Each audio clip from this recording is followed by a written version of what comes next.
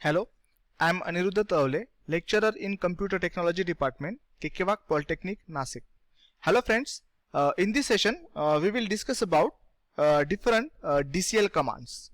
The DCL stands for Data Control Language or the data control statements which is responsible for controlling different databases, their objects from external users or from external threats.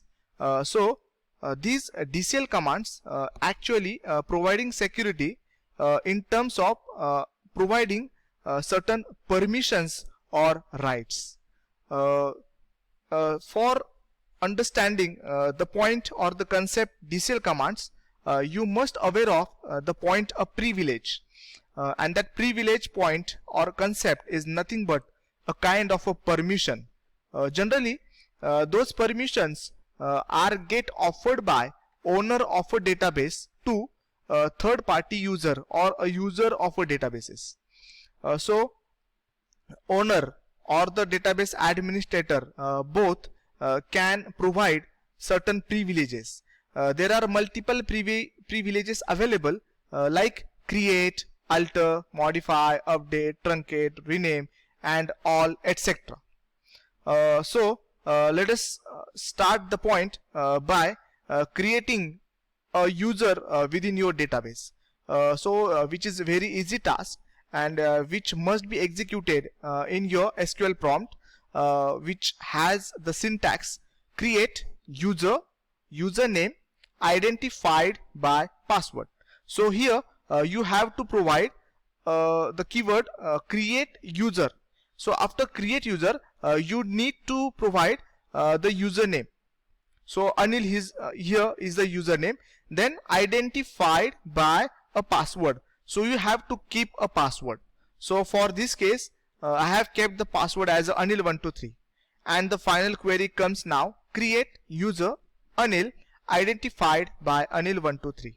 Okay, so this command will create the user named as Anil within database.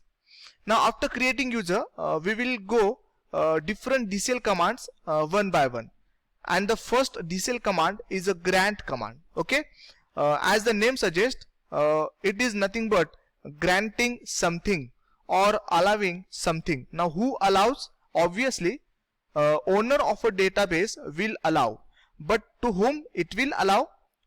It will allow to the user of a databases to do certain kind of a task or operation. Now that grant command can be a task of a database administrator or owner of a database and which fulfill the requirement by following a syntax for a grant command, and that syntax is grant. Here you have to provide a privilege. Okay, these are the privileges, so you can provide those privileges or this all keyword. Then after on you need to provide here either a table name or the object which you have created within your databases. Then afterward you need to provide this two keyword followed by user. So whatever mark within a red line is the optional part which will not will be given within this rest of the your programs or your queries.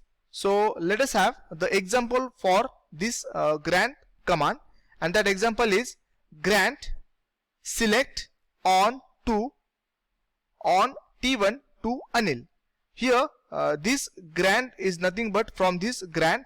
After grant we have given a privilege select. Okay, and after select we have given on keyword followed by object name T1. Here T1 is a table name, and after 2 we have given this Anil user. So the owner of a database allowing Anil user to perform select operation on his table T1. So like this first example, second example will give all available privileges or permission to Mayur for a table T2. So kindly perform this grant command in order to provide privileges to user from owner. Now next comes a revoke command. As the grant command allows user to perform certain kind of operation on his or her database, revoke command perform the opposite task. That means revoke command is used to take back the permission or the right offered to user by owner of a database, okay, and which has the syntax revoke privilege name, then on object name, then from username. Whichever permissions or privileges we have given previously, we can take it back by using revoke command, and the example is revoke select on T1 from Anil. Now this query will take back the permission or privilege select on the table T1 from the user Anil. So like I can also revoke all the permissions on table T2 from the user Mayur. So revoke command will perform task of taking back the right or the permission given to user from owner of a database.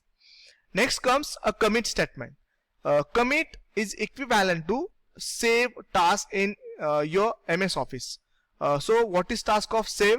It will save the changes permanently. So whatever changes or transactions I have performed on my table, if I put this commit keyword followed by this termination, that means I am saving all the changes done on my databases. So commit is equivalent to save the changes permanently. Next comes a save points. What do you mean by save point? It is a point where you are saving a certain part of your database or a full database after doing transactions. So those transactions can be saved one after another by giving a particular name. So if I have changes or if I have done changes on my database in particular different sectors, let us assume I have done updation task, then alteration task, and then one more task.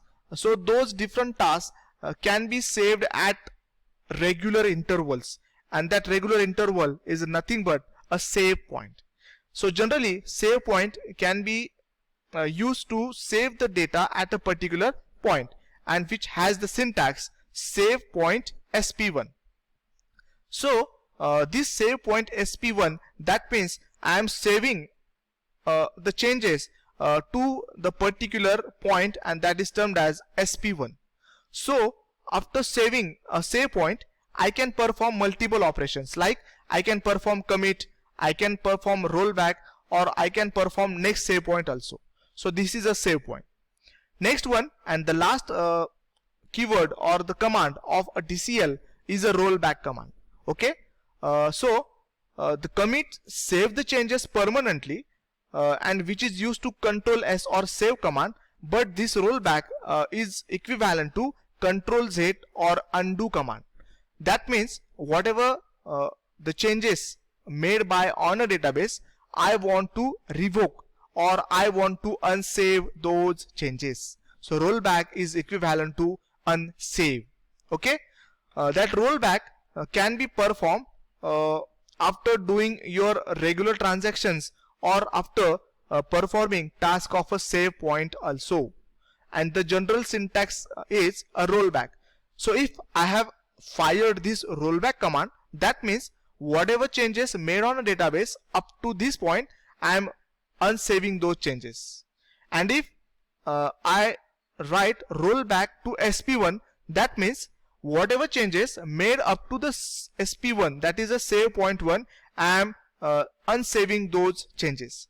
So this is the task of rollback, and which is equivalent to unsave or undo command. Okay, so that's it for this session. I'm waiting for your reply and your comments. So thanks for joining the session. Thank you.